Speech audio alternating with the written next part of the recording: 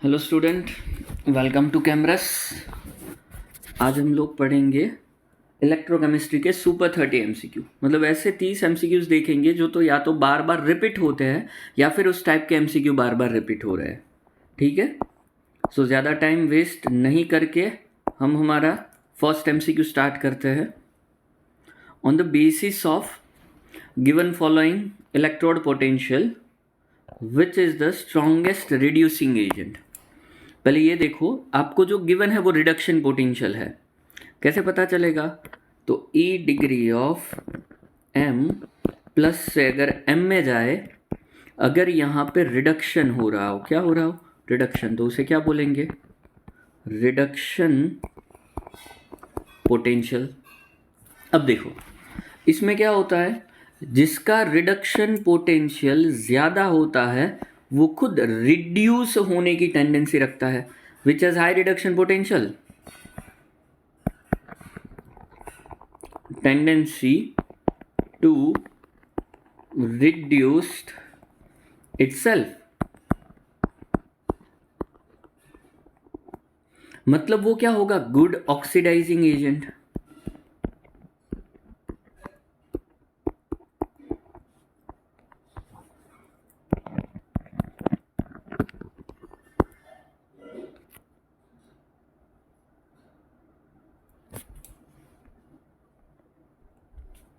Okay, good oxidising agent होगा। हमें क्या फाइंड करना है? Reducing agent. क्या फाइंड करना है? रिड्यूसिंग एजेंट, मतलब इससे ऑपोजिट। तो जिसका E degree reduction potential less होगा, वो खुद oxidise itself and become good reducing agent. समझ गए? अगर ई डिग्री पोटेंशियल ज़्यादा है तो वो क्या होगा? Good oxidising agent. अगर ई डिग्री रिडक्शन पोटेंशियल कम है तो वो होगा गुड रिड्यूसिंग एजेंट। कोई भी एक याद रख लो, इजी है। तो मिनिमम ई डिग्री रिडक्शन पोटेंशियल होना चाहिए। यहाँ पे सारे प्लस में है ये तीनों, बस ये एक ही है ना जो कि नेगेटिव में है। तो ये आपका स्ट्रॉन्गेस्ट रिड्यूसिंग एजेंट होगा, मतलब जिंक। नेक्स्ट क्वेश्चन देखे, AlCl3, AgNO3 और MgSO4 solution 1 mole of electron is passed. The ratio of weight of aluminium, silver and magnesium will be deposited on cathode is. तो पहले देखो आपको करना क्या है। Al3 प्लस होता है, Ag प्लस होगा एंड Mg2 प्लस होगा। If we are passing 1 mole of electron, then it will deposited, पहले मोल रेशियो लिखते हैं। मोल रेशियो कितना डिपॉजिट होगा? 1/3। ये कितना होगा? 1। और ये कितना होगा? 1/2। ये मुझे कैसे पता चला? तो भाई अगर आप देखो तो Al3 प्लस, मुझे अगर एल्यूमिनियम बनाना है कितने चाहिए? 3 इलेक्ट्रॉन। Ag प्लस, उसमें से Ag बनाने के लिए कितने चाहिए? 1। और Mg2 प्लस में से Ag बनाने के लिए कितने चाहिए? 2। अब देखो ना, if we are passing 3 electron then we are getting 1 mole. For the 1 electron how much? क्या होगा क्रॉस मल्टीप्लीकेशन से? 1/3 मोल। इसमें देखो 1 इलेक्ट्रॉन से ऑलरेडी हमें 1 मोल मिल रहा है सीधा। और यहाँ पर क्या करेंगे हम? अगर मैंने 2 मोल इलेक्ट्रॉन पास किए तो कितना मिला? 1। सो 1 से कितना मिलेगा? हाफ। सो ये जो रेशियो है वो मेरा किसका है? मोल रेशियो है। और यहाँ पे आई थिंक थोड़ी सी गलती है क्वेश्चन में, यहाँ पे रेशियो ऑफ वेट डिपॉजिटेड नहीं होगा, मोल डिपॉजिटेड होगा, मोलार रेशियो होगा। ये वेट से ये आंसर नहीं आ सकता। तो आपका रेशियो क्या मिला? Ag Al3 प्लस जेम Ag प्लस जेम Mg कितना डिपॉजिट होगा? 1/3, 1 और 1/2। कोई आंसर नहीं है। सिंप्लीफाई करो इसे। कैसे करेंगे? 1/3 जैम 1 जैम 1/2। 3 से मल्टीप्लाई करो तो क्या होगा, ये 3 3 गया, 1 जैम 3 जैम 3/2। अब 2 से मल्टीप्लाई कर दो हर एक जगह पे, ये 2 2 कट हो गया, क्या आंसर मिलेगा, 2 जैम 3 2 ज़ा 6 जैम 3 2 ज़ा 2 2 तो गया ना, 2 2 कैंसिल हो गया 3, तो क्या होना चाहिए 2 जैम 6 जैम 3, ये आंसर होना चाहिए 2 जैम 6 जैम 3। समझे। अगर आपको इसका वेट का आंसर पूछते, किसका वेट, समझो वेट डिपॉजिटेड, तो क्या होना चाहिए 1/3 जैम 1 जैम 1/2। सबको उसके मोलेकुलर मास से मल्टीप्लाई करना पड़ता। फर्स्ट एल्यूमिनियम है, मल्टीप्लाई करते हैं 27 से, सेकेंड ईजी है, मल्टीप्लाई करते हैं 108 से, और थर्ड मैग्नीशियम है, मल्टीप्लाई करेंगे हम 24 से। तो ऐसा आंसर आपको कहीं पे नहीं दिख रहा, 9 जैम 108 जैम 12, ऐसा एक भी आंसर नहीं है। तो ये वेट डिपॉजिटेड का आंसर होता आपके लिए। या फिर अगर आप इसे 3 से डिवाइड कर सको तो आएगा 3 जैम, 3 से डिवाइड करेंगे तो 3 3 ज़ा 9, एक बचेगा 33 जैम 4 3 ज़ा 12। ये भी आंसर नहीं है कहीं पे। सो वेट वाला क्वेश्चन नहीं है, यहाँ पे क्वेश्चन में थोड़ी गलती है, मूल पूछा होगा, और ये मूलर रेशियो सिंप्लीफाई करने के बाद आपका आंसर मिला 2 जैम 6 जैम 3। नेक्स्ट क्वेश्चन है आपके लिए सिंबॉलिक रिप्रेजेंटेशन। अब इसमें ऑलवेज याद रखना, सिंपल याद रखना है AC। क्या शुरू करते हो समर में, AC करते हो ना, A/C, मतलब फर्स्ट ऑलवेज एनोड होगा, सेकेंड ऑलवेज कैथोड। एनोड पे क्या होता है, oxidation, so anode slash anode plus double slash cathode plus slash cathode. Here positive हो या नेगेटिव, बट ऑलवेज यहाँ पे क्या, सॉल्ट ब्रिज के दोनों साइड क्या रहने चाहिए, आयन। ये फॉर्मेट है आपका, first anode second cathode.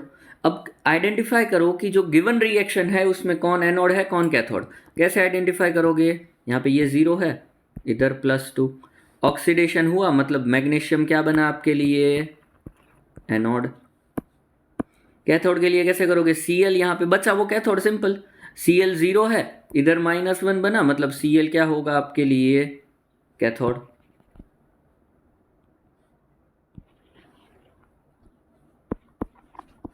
Cathode done. अब आपके पास होना क्या चाहिए, फर्स्ट Mg सेकेंड Cl। तो पहले तो ऐसे आंसर चेक करो कि कौन से है, Mg2+, ये एनोड बन गया, और Cl- में से Cl2 कैथोड, यही आंसर है, खत्म, बाकी कोई है ही नहीं। बाकी इसमें तो क्लोरीन को एनोड बनाया, वो नहीं आ सकता। समझे। तो साइंटिफिक रिप्रेजेंटेशन कैसे करेंगे हम, AC को याद करके करेंगे। Done. Second, what is the proper value for the X if the following increase cell potential। Cell potential increase करना है हमें। सेल पोटेंशियल मतलब नॉन इक्वेशन आएगा, E cell is equal to E degree cell minus 0.059/n log of anode upon cathode.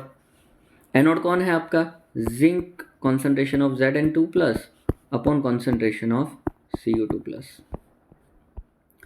आपको कुछ भी करके ये वैल्यू जो है वो नेगेटिव लानी है। कैसी लानी है, नेगेटिव। अगर ये नेगेटिव होगा तो माइनस माइनस क्या हो जाएगा, प्लस, तो ई सेल में वो ऐड होगा, सिंपल सी बात है ना। तो ये वैल्यू आपकी कितनी है, 0.02 है। अगर इक्वल टू 0.02 हुई तो ये कट होके आपको log1 0 दे देगा। तो ऑलवेज आपकी log of anode by cathode की वैल्यू अगर नेगेटिव आती है तो उसमें ई सेल जो है वो इंक्रीज होगा। इंक्रीज करने के लिए क्या करना पड़ेगा, डिनोमिनेटर को बढ़ाओ, डिनोमिनेटर को इंक्रीज करो, या दूसरा चांस क्या है आपके पास, न्यूमरेटर को डिक्रीज करो, क्योंकि लेस देन 1 का लॉग ऑलवेज क्या होगा, नेगेटिव। तो ये एक से छोटा लाना है आपको। एक से छोटा लाने के लिए क्या करेंगे, डिनोमिनेटर इंक्रीज या फिर न्यूमरेटर को डिक्रीज। न्यूमरेटर डिक्रीज करना है, डिनोमिनेटर कितना है आपके पास 0.02, तो न्यूमरेटर की वैल्यू कितनी आनी चाहिए, लेस देन 0.02। तो x की वैल्यू ये आ गई, समझे, लेस देन 0.02 होगा, मतलब ये पूरी चीज कैसी होगी, लेस देन 1। लेस देन 1 का लॉग कैसा आएगा, माइनस, ये भी माइनस है, माइनस माइनस मिलके क्या हो जाएंगे, प्लस। तो ई सेल में कुछ ऐड हो जाएगा ना, तो ई सेल की फाइनल वैल्यू क्या होगी, इंक्रीज। तो आपको बस इतना याद रखना है, सिंपली ई सेल को इंक्रीज करने के लिए आपके पास जो भी न्यूमरेटर की वैल्यू है उसे आप ऑलवेज डिक्रीज करोगे और डिनोमिनेटर की वैल्यू ऑलवेज इंक्रीज करोगे। सिंपल इतना याद रख लो, कोई भी आंसर सॉल्व होगा, क्वेश्चन सॉल्व होगा। Next, the electrochemical cell in which the electrodes are same but their electrolytic solution has different concentration than the solution are known as। जिसमें electrode same हो, कॉन्सेंट्रेशन अलग हो, उसको बोलते हैं हम कॉन्सेंट्रेशन सेल। क्या बोलेंगे, concentration cell. Molar conductivity, molar conductivity होगी आपके लिए लैम्बडा एम, आपको गिवन है। किसके किसके लिए, KCl, NaCl एंड KNO3।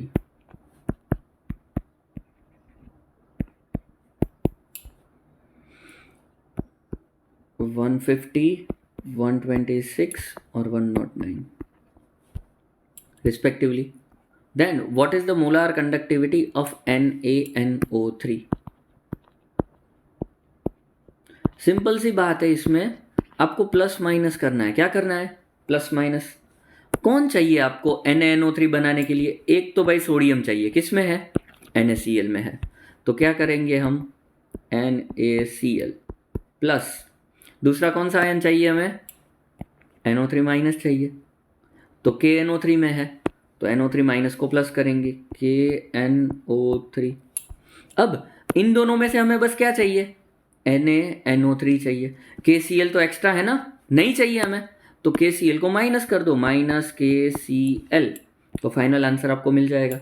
तो किसका किसका प्लस करना है, NaCl and KNO3। 126 plus 109, 126 plus 109, minus करना है KNO3 का, कितना है 150,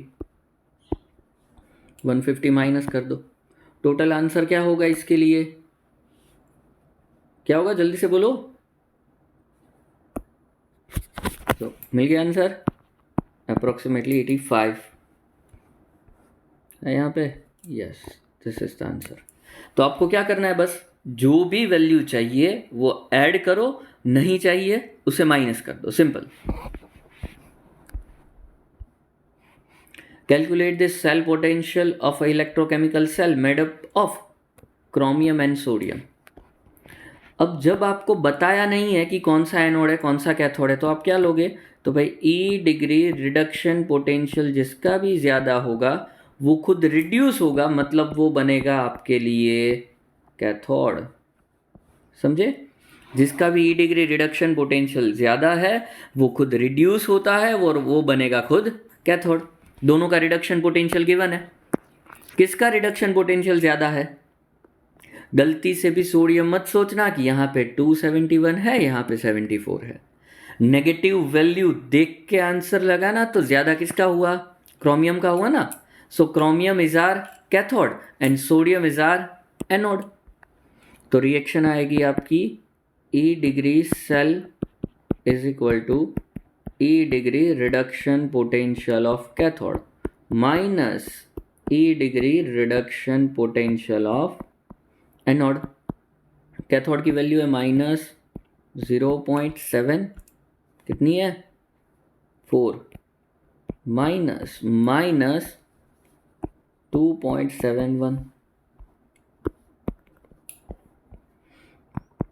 -0.74, माइनस माइनस क्या हो गया, +2.71, कितना आएगा 1.97 वोल्ट प्लस में।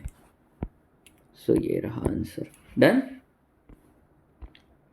नेक्स्ट होगा आपके लिए, which products are obtain on anode and cathode respectively when the electrolysis of concentrated NaCl solution by the graphite electrode।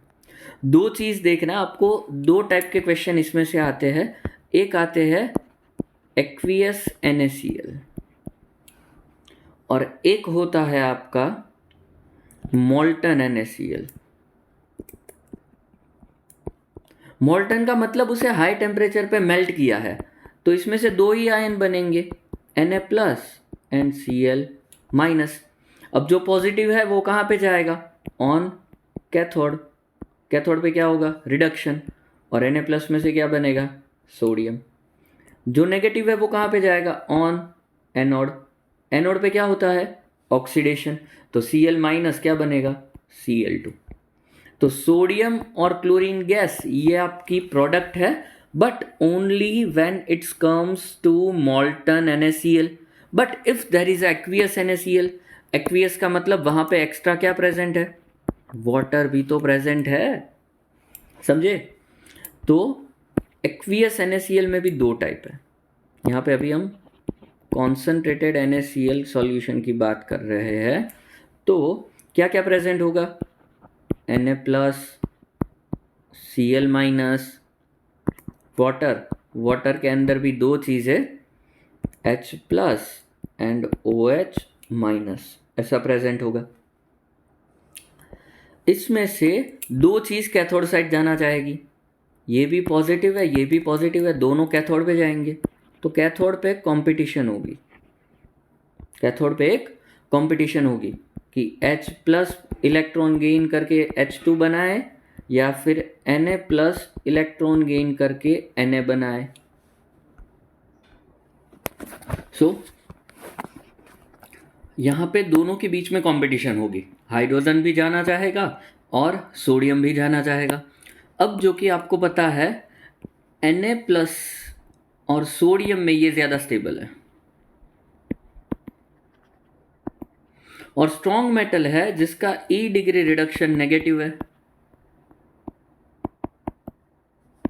Negative. तो आपके लिए कैथोड पे इसका रिडक्शन तो सबको याद ही होगा, 0.0 वोल्ट है, तो कंपैरेटिवली किसका ज़्यादा हुआ, हाइड्रोजन का हुआ ना। तो आपको कैथोड पे क्या मिलेगा, H2। अब एनोड पे आपके पास अलग अलग दो चॉइस है। एनोड पे कौन सी दो चॉइस है, या तो भाई Cl माइनस है वो Cl2 बने और इलेक्ट्रॉन फ्री करे, या फिर वाटर वहाँ पे जाए और आपको O2 plus 4H plus plus 4 electron मिले। इसमें क्या है, इसका रिडक्शन पोटेंशियल कम है और एनोड पे कम वाला ही चूज होता है, बट यहाँ पे Cl के ऊपर माइनस चार्ज है, तो जल्दी से एनोड के साइड कौन अट्रैक्ट होगा, H2O या फिर Cl। Cl होगा ना, तो वहाँ पे Cl बाजी मार जाएगा और आपको एनोड पे क्या मिलेगा, Cl2। तो इन शॉर्ट मैं आपको तीन चीज़ें यहाँ पे लिख के दे देता हूँ, वही याद कर लो, डायरेक्ट आंसर मिल जाएगा। अगर NaCl मोल्टन है तो आपको एनोड पे क्या मिलेगा, ये नेगेटिव ये पॉजिटिव, एनोड पे ऑलवेज नेगेटिव जाता है मतलब Cl2, और कैथोड पे क्या मिलेगा, सोडियम। अगर आपके पास NaCl एक्वियस है बट डाइल्यूट NaCl है,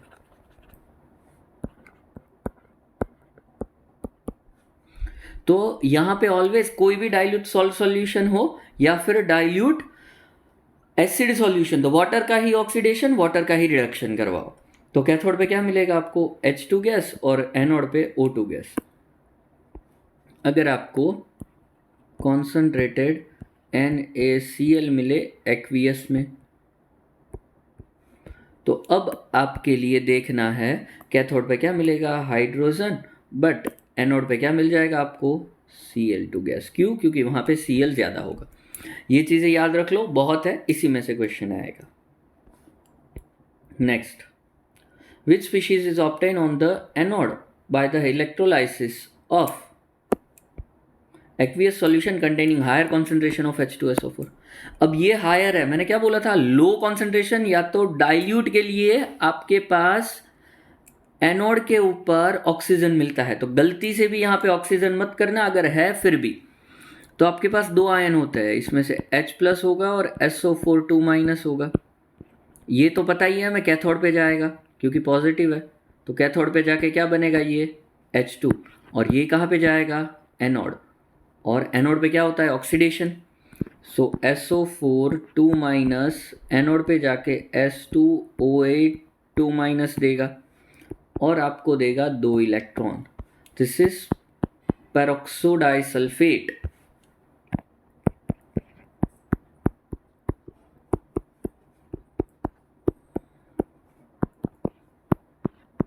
ऐसा होगा S2O8 2 माइनस। लास्ट ईयर के MCQ में पूछा था, ये बोर्ड के MCQ में पूछा था। डन। तो आपके आंसर क्या होना चाहिए, S2O8 2 माइनस। अगर इसकी जगह पे ऐसा होता कि what is the product of electrolysis of aqueous solution of dilute H2SO4, तो वहां पे कैथोड पे हाइड्रोजन और एनोड पे ऑक्सीजन मिलता। Next, electrolysis solution of Na2SO4 carried out the presence of the graphite electrode। तो यहाँ पे क्या है, Na2SO4 है ना, एक्वियस सॉल्यूशन बताया है, तो सिंपल करो, वाटर का ही इलेक्ट्रोलाइसिस, तो यहाँ पे H2 मिलेगा आपको ऑन कैथोड और O2 मिलेगा ऑन एनोड। तो ये गलत है, ये भी गलत है, O2 एट कैथोड ये भी गलत है, फाइनल आंसर आया O2 at anode. 6 Faraday electricity passing through the aqueous solution of silver nitrate, copper sulfate and gold chloride, ratio of mole। तो पहले तो फार्मूला लिख लो, सिल्वर नाइट्रेट AgNO3 जेम, कॉपर सल्फेट CuSO4 जेम, गोल्ड क्लोराइड AuCl3। अब charge लिख लो सबके ऊपर, NO3 माइनस Ag+1 जेम, Cu2 प्लस जेम, एक क्लोरीन का -1 होता है, 3 क्लोरीन का -3, तो सामने कॉपर के गोल्ड के ऊपर आया Au3+। अब देखो Ag में कितने इलेक्ट्रॉन पास करेंगे, एक इलेक्ट्रॉन से आपको वो 1 मोल मिल जाएगा, इसमें आपको 2 इलेक्ट्रॉन पास करने पड़ेंगे तो वो 1 मोल मिलेगा, इसमें आपको 3 इलेक्ट्रॉन पास करने पड़ेंगे तो 1 मोल Au मिलेगा। कितने कितने इलेक्ट्रॉन पास कर रहे हो, 6 electron. If by the 1 mole I getting 1 mole of Ag, तो 6 फेराडे या तो 6 इलेक्ट्रॉन पास करने से कितना मिलेगा, 6 मोल जेम। अगर मुझे ये कॉपर 2 पास करने से 1 मोल मिलता है तो 6 पास करने से कितना मिलेगा, 6/2 मतलब 3 जेम। अगर मुझे ये 3 पास करने से 1 मोल मिल रहा है तो 6 पास करने से कितने मिलेंगे, क्रॉस मल्टीप्लाई करो, क्या आएगा, 6/3 मतलब 2, 6 जेम 3 जेम 2 आपका आंसर होगा, 6 जेम 3 जेम 2। Next, how much faraday is required for the 1.5 mole of Cr2O7 -2 Cr3+। पहले रिएक्शन आनी चाहिए, Cr2O7 2- डाइक्रोमेट 2 Cr3+। बैलेंस करेंगे, 2 क्रोमियम है, पहले तो क्रोमियम बैलेंस करो, अब चार्ज बैलेंस करो। इसका क्या होगा, -2, इसका होगा +6, इसका होगा +3। इलेक्ट्रॉन ट्रांसफर कितना दिखाया, 3 इलेक्ट्रॉन फॉर 1 क्रोमियम। कितने क्रोमियम यहाँ पे रिड्यूस हो रहे हैं, 2 क्रोमियम, मतलब कितना चेंज आएगा, 6 इलेक्ट्रॉन का टोटल चेंज कितना आएगा, 6 इलेक्ट्रॉन। 1 मोल के लिए Cr2O7 के लिए कितने चाहिए, 6 मोल मतलब 6 फेराडे। 1.5 मतलब हम क्या लिखे इसके लिए, 3/2 मोल Cr2O7 के लिए कितने चाहिए, क्रॉस मल्टीप्लाई करो, 6 × 3/2/1 क्या हो जाएगा, ये होगा 3 3 3 9 फेराडे।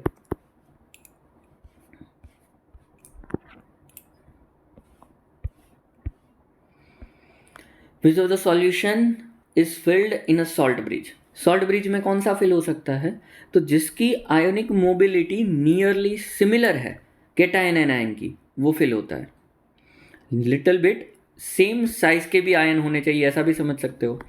तो ज़्यादातर एमोनियम नाइट्रेट, पोटेशियम नाइट्रेट या फिर पोटेशियम क्लोराइड होता है। पर इसकी एक स्पेशलिटी है, it can not use with silver salt. अगर आपके पास सिल्वर का इलेक्ट्रोड है या तो Ag का इलेक्ट्रोड है, AgNO3 as a salt solution है, तो वहां पे आप Cl वाला यूज नहीं कर सकते। बिकॉज ऑफ अगर आपने इन दोनों को यूज किया तो आपको वो AgCl के PPTs बना के दे देगा। तो इसकी एक लिमिटेशन है कि Cl will not use with AgNO3। तो जनरली आप ये दोनों के एक्वियस सॉल्यूशन यूज करते हो। So the solution of aqueous ammonium nitrate, ये आपका आंसर होगा। When the electrochemical cell behaves electrolytic, electrochemical में क्या होता है? इलेक्ट्रिसिटी बाहर आती है, इलेक्ट्रॉन प्रोड्यूस होते हैं। इलेक्ट्रोलाइटिक में क्या होगा? Giving, we are giving electricity, उसे हम इलेक्ट्रॉन देंगे, मतलब इलेक्ट्रिसिटी को इनपुट करेंगे। कब पॉसिबल है ऐसा? तो ये हमने देखा था इस तरीके का कोई, अगर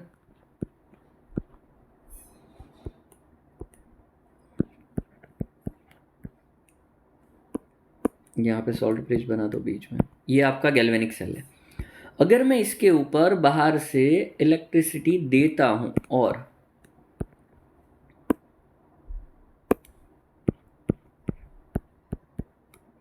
तो ये इसका जो वोल्टेज होगा वो मेरे लिए ई एक्सटर्नल हो गया। ये जो ई एक्सटर्नल है वो अंदर से प्रोड्यूस हो रहा, उससे ज़्यादा हो। फ़ोन चार्ज कब होता है? फ़ोन की बैटरी में जो कैपेसिटी है उससे ज़्यादा अगर आप दोगे तब ना। अगर फ़ोन की बैटरी की जो कैपेसिटी है उससे कम पोटेंशियल या तो कम वोल्टेज वाला चार्जर लगा है तो फ़ोन चार्ज नहीं होगा। फ़ोन को चार्ज करने के लिए उससे ज़्यादा वाला चाहिए ना। तो पावर को इस सेल में अंदर डालने के लिए ई एक्सटर्नल आपका कैसा होना चाहिए? तो जो ये सेल का वोल्टेज है उससे एक्सटर्नल की वैल्यू कैसी होनी चाहिए? ज़्यादा। सो हम ऐसा बोल सकते हैं कि ई डिग्री सेल से ई एक्सटर्नल की वैल्यू कैसी होनी चाहिए? ज़्यादा होनी चाहिए। तो E external is greater than E cell, ये आपका आंसर है। Which of the following order of reducing power, reducing power कैसे होता है?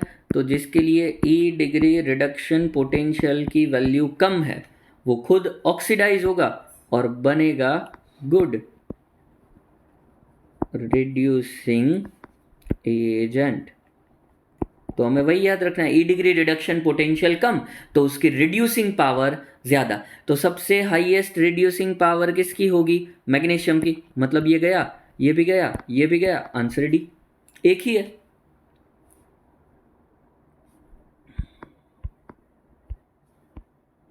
The molar conductivity of 0.025 molar methanoic acid, methanoic acid का मतलब है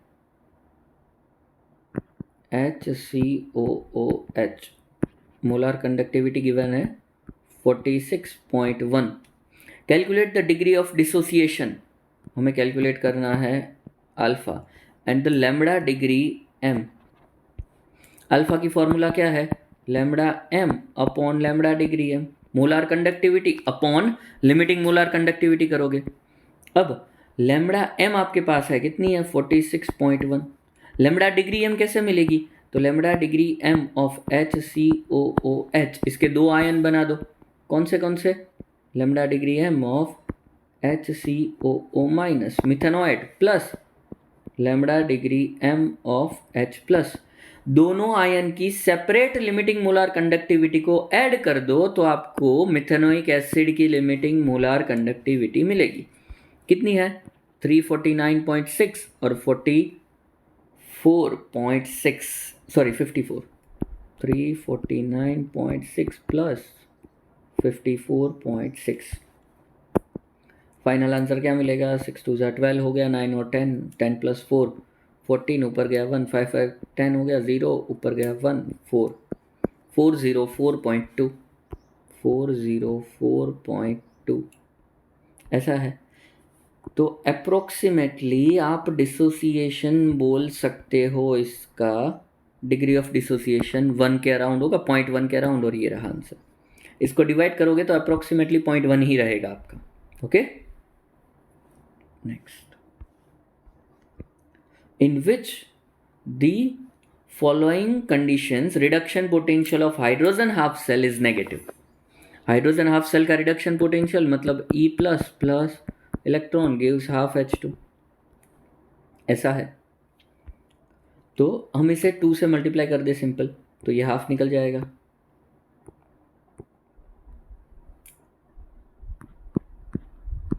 E cell is equal to E degree cell minus 0.059 by N log of product. ये किस में होगा? गैस में। तो प्रोडक्ट के लिए क्या लिखेंगे? गैस की कॉन्सेंट्रेशन क्या होती है? Pressure of H2 upon concentration of H plus का स्क्वायर। स्क्वायर क्यों हुआ? बिकॉज ऑफ यहाँ पे आगे 2 था। तो अब ये तो हमें पता है ऑलरेडी क्या होता है, 0.0। ये पूरी वैल्यू तो ऑलरेडी नेगेटिव ही है। अगर ये लॉग है वो आपका पॉजिटिव आया, कैसा आया? पॉजिटिव। तो फाइनल आंसर किस में रहेगा? नेगेटिव में। लॉग की वैल्यू पॉजिटिव आने के लिए जो P/pH है, pressure of H2 upon H plus का स्क्वायर, वो कैसा आना चाहिए आपका? Greater than 1। तभी इसकी लॉग की वैल्यू क्या रहेगी? पॉजिटिव। अदरवाइज लेस देन 1 है तो लेस देन 1 का लॉग नेगेटिव होता है। तो pressure of H2 by H plus है, उसकी वैल्यू पॉजिटिव आनी चाहिए। अब देखो ये ऐसा किस में है? ये तो 1 1 है, मतलब यहाँ पे लिखिए क्या करना है हमें? Pressure of H2 by H plus का स्क्वायर। तो ऑप्शन ए के लिए देखें, ऑप्शन ए के लिए क्या है? 1/1, ये तो 1 हो गया मतलब 0, तो ऑल ओवर आंसर 0 आएगा। सेकंड के लिए देखो, इसमें ऑप्शन बी के लिए, ऑप्शन बी में क्या है? 2/1, 2/1 मतलब फाइनल आंसर 2 आया। ग्रेटर देन 1 है, ग्रेटर देन 1 है मतलब ये वैल्यू किस में आएगी? पॉजिटिव में। पॉजिटिव है मतलब फाइनल आंसर तो ऑलरेडी हमारा नेगेटिव था, तो पोटेंशियल क्या रहेगा? नेगेटिव। ए में पोटेंशियल क्या आएगा? 0। सी भी देख ले साथ साथ। सी क्या है ऑप्शन सी में? 2/2, 2/2 और 2 का स्क्वायर, मतलब ये क्या हो जाएगा? 2/4। लेस देन 0 आया। लेस देन 0 क्या देता है आपको? लॉग की वैल्यू नेगेटिव। तो ये लॉग की वैल्यू नेगेटिव आई तो माइनस माइनस मिलके क्या हो जाएगा? प्लस। तो इसके अंदर आपका रिडक्शन पोटेंशियल क्या होगा? प्लस, और इसमें भी होगा प्लस। समझ गए? तो क्वेश्चन उल्टा भी पूछ सकते हैं, विच of the following has positive reduction potential. Next, ये बड़ा अच्छा क्वेश्चन है, मुझे अच्छा लगता है, समझ लो। जब कभी भी आपको एक ही आयन के डिफरेंट 3 ऑक्सीडेशन स्टेट गिवन हो, कोई एक पर्टिकुलर आयन और उसकी 3 ऑक्सीडेशन स्टेट, तो ये सॉल्व कैसे होगा? आपको क्या करना है? मैक्सिमम ऑक्सीडेशन स्टेट के लिए ट्राइंगल बनाना है। मैक्सिमम ऑक्सीडेशन स्टेट या तो मैक्सिमम इलेक्ट्रॉन चेंज। देखो इसमें कितने इलेक्ट्रॉन का चेंज होगा? 3 इलेक्ट्रॉन, इसमें 2 इलेक्ट्रॉन और इसमें 1 इलेक्ट्रॉन का। मैक्सिमम इलेक्ट्रॉन चेंज किस में है? 3 में। तो अगर कोई Fe3+ से Fe में गया, कौन सा आयन बचा या तो कौन सी ऑक्सीडेशन स्टेट बची? Fe2+। अभी देखो हर किसी में रिडक्शन पोटेंशियल गिवन था, तो मैंने एरो भी एज पर रिडक्शन ही लगाया है। 3+2 0, 3+2 2+ एंड 2+2 0। फाइंड आउट किसका करना है? 3+2 2+। अब गिब्स फ्री एनर्जी क्या होती है? तो इसके लिए अगर देखो मैं ऐसा लिखूँ कि Gibbs free energy delta G1, इसके लिए डेल्टा G2 और इसके लिए डेल्टा G3। तो ये हमें फॉर्मूला, ये तो पता है, हम थर्मोडाइनेमिक में पढ़ के आए कि कोई भी मेन रिएक्शन अगर 2 या 3 पार्ट में हो रही हो तो उस सारी पार्ट वाली रिएक्शन की गिब्स फ्री एनर्जी का एडिशन आपको मेन रिएक्शन के एनर्जी चेंज जितना मिलेगा। समझे कि नहीं समझे? कोई एक रिएक्शन जो अलग अलग 2 पार्ट में हो रही हो, फर्स्ट रिएक्शन है उसके 2 पाथ है, एक ये डायरेक्ट जाए या फिर यहां से लेके यहां तक जाए, पर अल्टीमेटली बनेगा तो क्या, Fe। तो गिब्स फ्री एनर्जी चेंज है वो फर्स्ट रिएक्शन का ये जो सेकेंड एंड थर्ड पार्ट वाली है उसके इक्वल होगा। मतलब delta G1 is equal to delta G2 plus delta G3।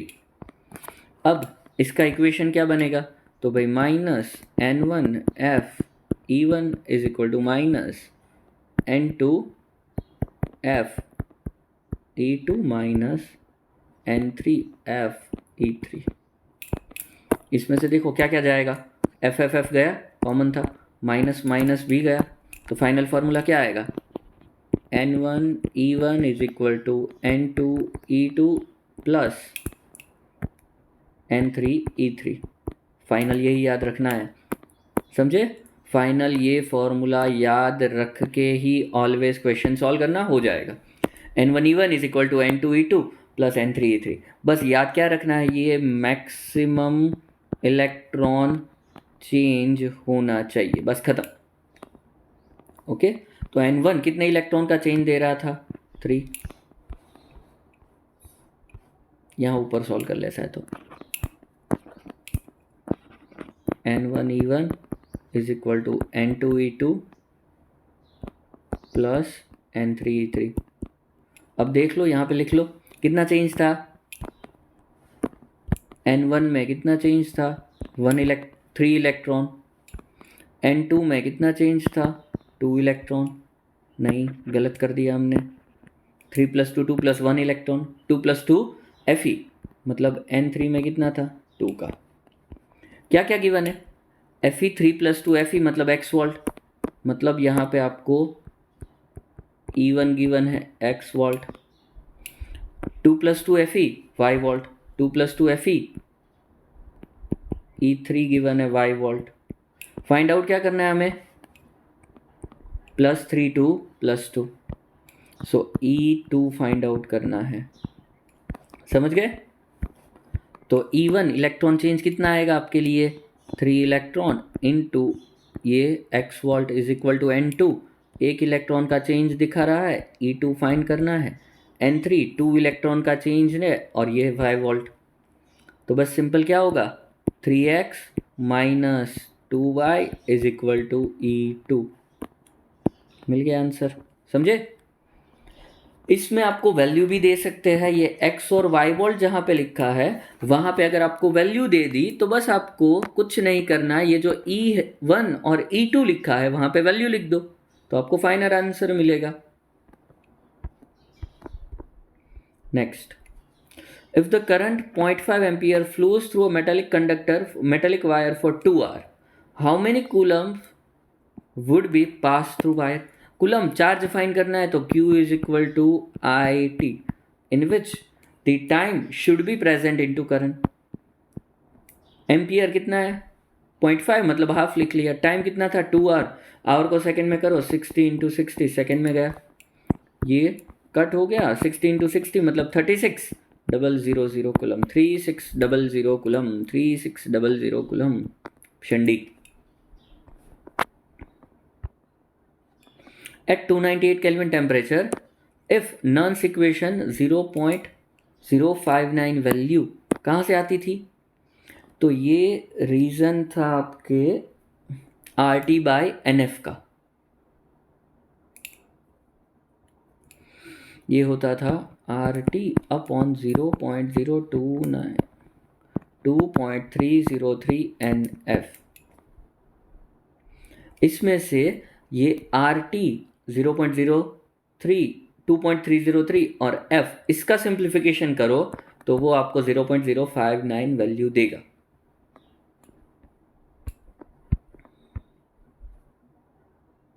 For the following cell standard electrode potential E degree is, simple सी बात है, यहाँ पे जिंक आपका एज एनोड है और कॉपर कैथोड है। खास ध्यान देना, जब कभी भी आपको सेल रिप्रेजेंटेशन गिवन हो या फिर रिएक्शन गिवन हो, इफ सेल रिप्रेजेंटेशन और chemical reaction is given, then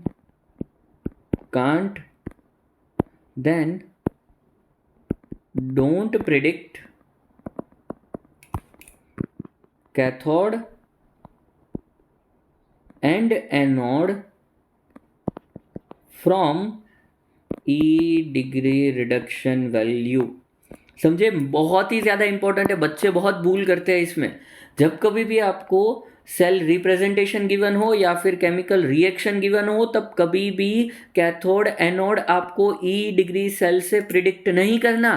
question में आपको ये वैल्यू भी देंगे और साथ में ऐसा भी लिख के देंगे Cu2+ Zn2+ और Zn। तो वैल्यू में आपका कैथोड कौन बन रहा है? Cu, बट आपको सेल में कौन सा बना के दिया है? जिंक। समझे, क्योंकि ये तो एनोड होगा, ये कैथोड। तो आपको जो ई डिग्री सेल फाइंड करना है वो इसी सेल के अकॉर्डिंग फाइंड करना है। वैल्यू जो है वही रखो, पर जो आपको ई डिग्री सेल फाइंड करना है वो इस सेल के अकॉर्डिंग है। यहाँ पे तो ऐसी दिक्कत नहीं है, जिंक आपका एनोड था और यहाँ पे भी एनोड ही बना के दिया है। तो सिंपल फार्मूला यूज कर लो आप, E degree reduction potential of cathode minus E degree reduction potential of anode, आपको आंसर 1.10 वोल्ट मिलेगा।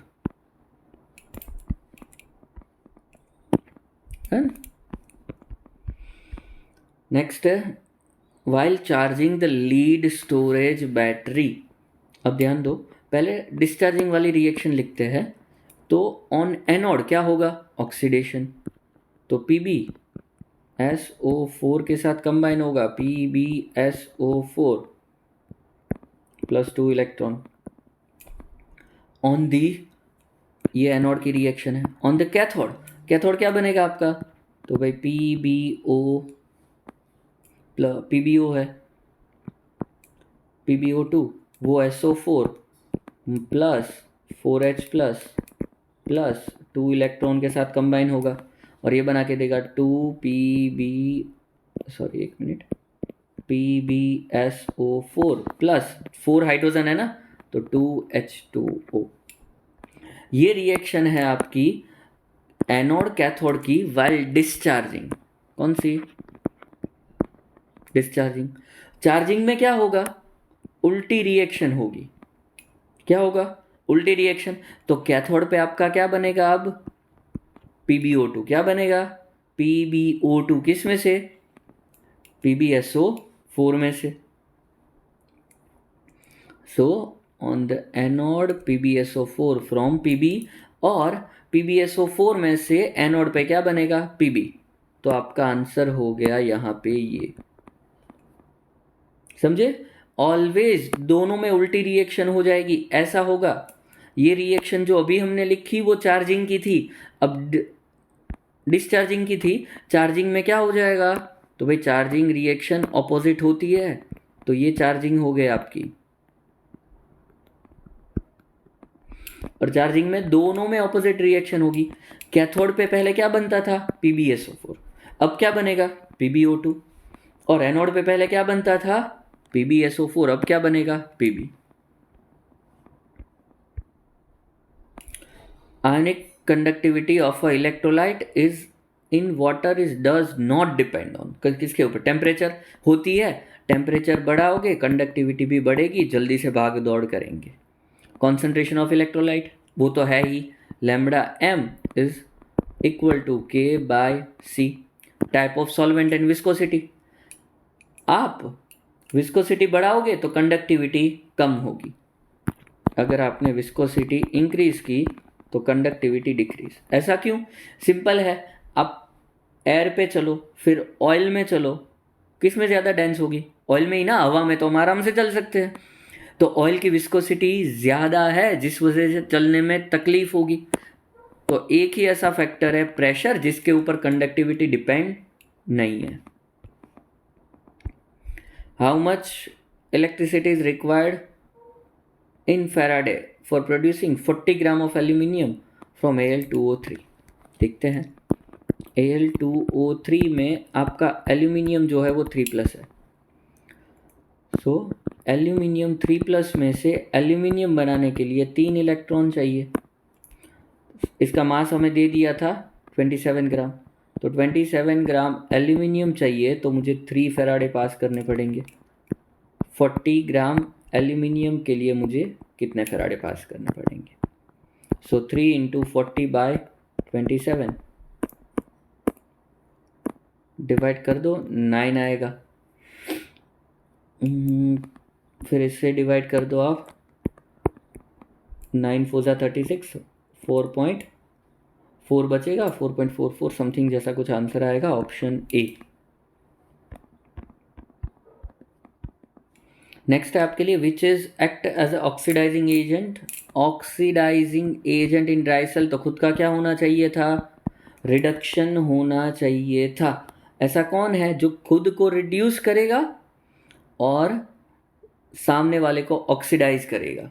तो वो आंसर है MnO2, क्योंकि ये बनता है आपका कैथोड। जिंक क्या होता है? एनोड। तो जो रिडक्शन कौन होगा? कैथोड होगा वो, और MnO2 कैथोड पे है।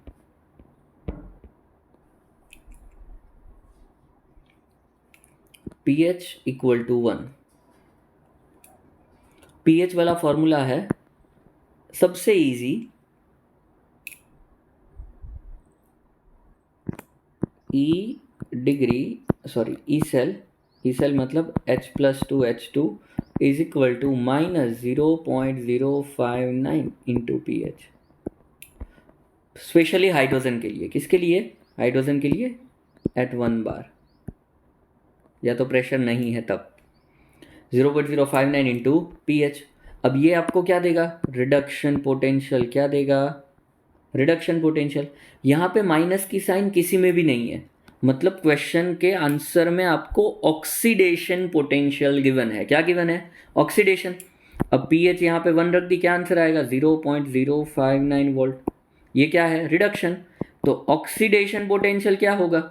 माइनस को प्लस में कन्वर्ट कर दो, plus 0.059 volt, 0.059, option A. Normal अगर आप किसी को देखना है तो क्या करना पड़ेगा आपको? H+ मिलेगा क्या आपको? H2। हाफ H2 एक इलेक्ट्रॉन पास करने से। तो E cell = E degree cell minus 0.059/2 log of pressure of H2 upon H+ का स्क्वायर, ऐसा होगा। ये तो पता ही है 0.0 है, माइनस 0.059/2। इसको अलग अलग कर देंगे तो क्या लिखेंगे हम? log of pressure of H2 minus 2 × log of H+, ऐसा होगा। 0.0 माइनस 0.059 अपॉन 2। तो log of pressure of H2 plus 2, ये माइनस log ऑफ H+ आपके लिए क्या बन जाएगा? pH। समझे?